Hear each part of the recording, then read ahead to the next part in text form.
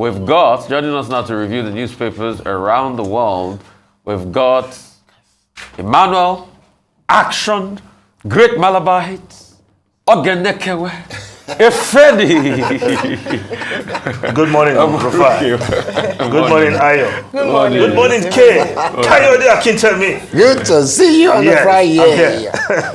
Now, we start the review with this day, Nigeria's newspaper of record.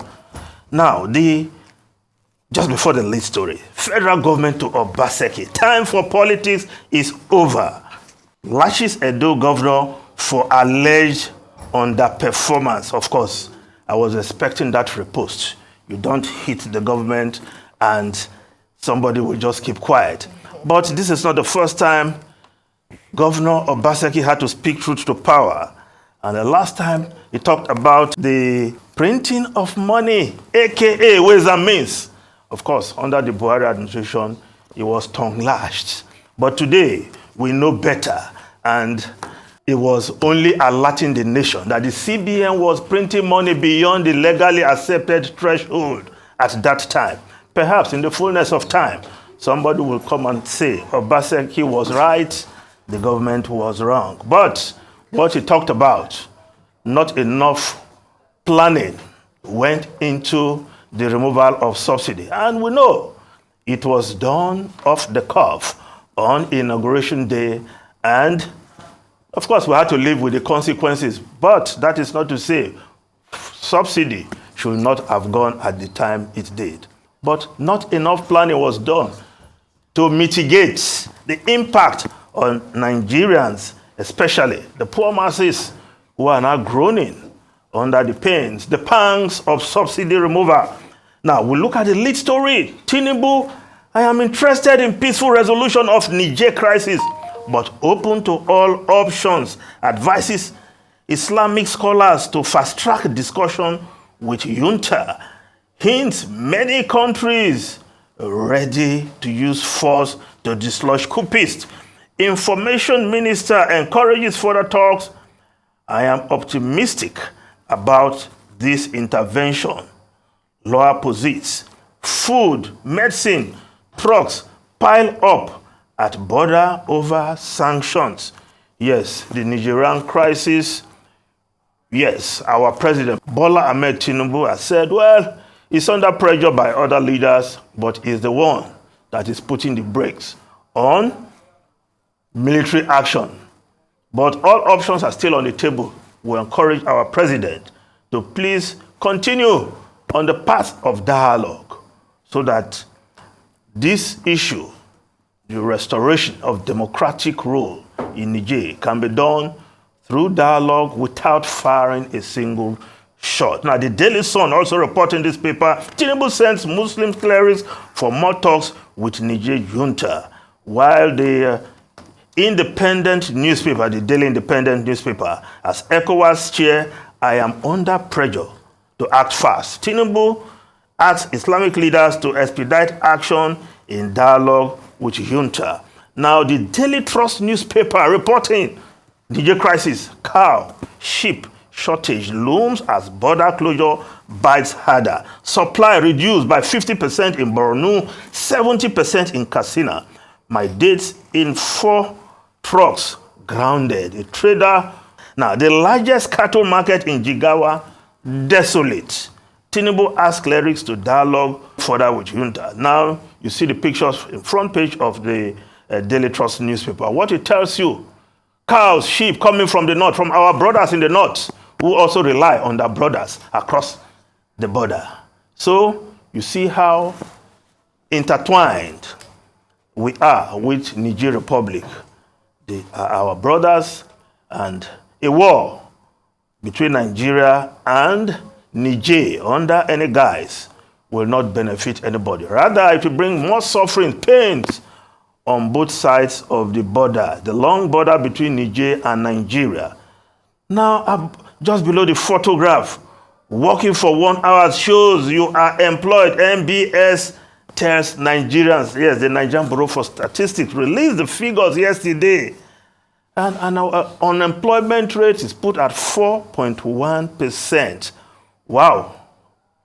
But I took time to listen to, of course, there have been reactions to this figure from key stakeholders, economists, and, of course, concerned analysts.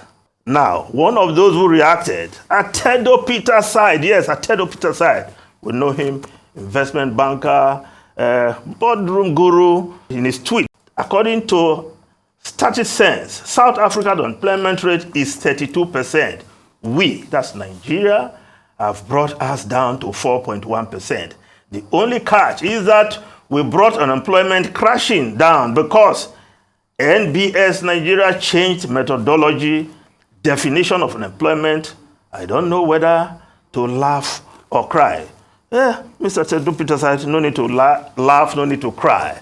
But NBS released that statistics, and of course, he followed it with the global unemployment rate. Japan 2.5, USA 3.5%, 4.1 Nigeria, UK 4.2, China 5.3, Indonesia 5.45, and so on and so forth. But I listened to the Statistician General of Nigeria yesterday on where else? Newsnight on Arise TV. And his explanation, and I think we should take note. It is not as if the country has brought down unemployment from that 33% it was in Q4 of 2020 down by providing jobs for all those people. No, this economy has not created jobs that absorb that huge gap between 33 and 4.1. That is the truth. And the Statistician General of the Federation admitted that much. All they did was to use a different methodology that is accepted internationally, agreed on by the ILO. And this is the result. What they did, according to him, and which has been stated earlier, is that the bracket they usually sample 15 years old, between 15 years and, of course, 64. Not outside that, but now they have lifted that cap over 15 years. And with that, they have brought more people into the sample, using larger sample numbers this time around, to include old men. And he gave an example.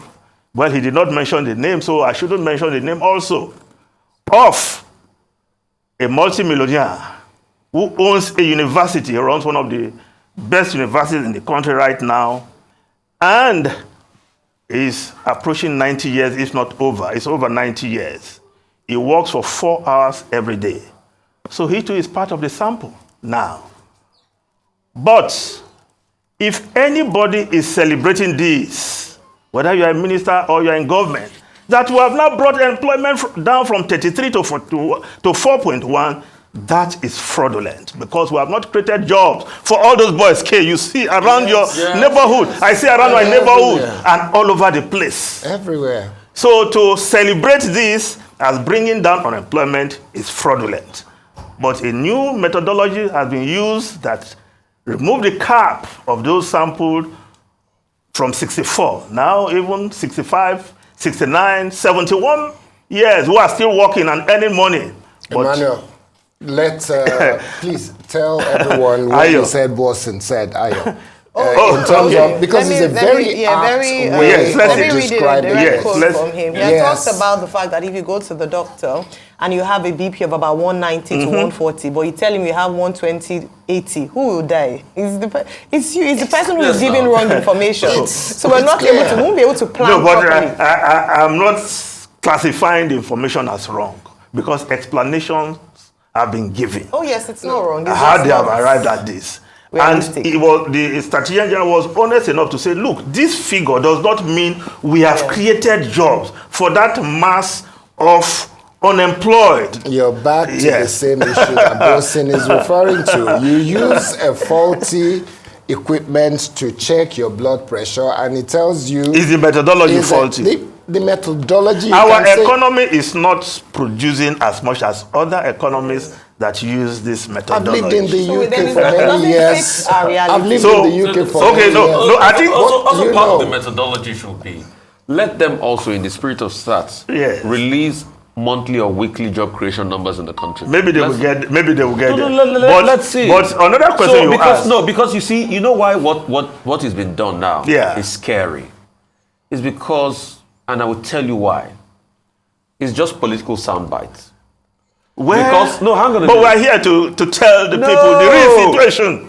Remind me. I will remind you. Yes. When it comes to politics time, they will use it to campaign. They will use That's when it becomes fraudulent. Our campaign. No, this is the because it does not paint the reality. This is the mindset. Yes. I'm going to tell you. Yes, this is the mindset in the first so place, and they are going to show you very soon. I'm sure we'll continue to talk about this all day. But let's look at the foreign newspaper quickly. The Guardian of UK. US says bomb most likely cause of Prigozhin's crash. While the Daily Telegraph newspaper of UK reported this story, it was a talented businessman who made mistakes, says Putin. I don't know whether Putin is gloating or is mourning. Well, there's no art to find the mind's construction on the face. So whether Putin is gloating or is mourning, you cannot tell. But I'm sure in the fullness of time, we'll know exactly what happened to that plane. Thank you very much, Mr. Ifeni. We'll see you again on Monday, as it's the weekend. Okay, it's Friday. Yes, it's Friday. My best day.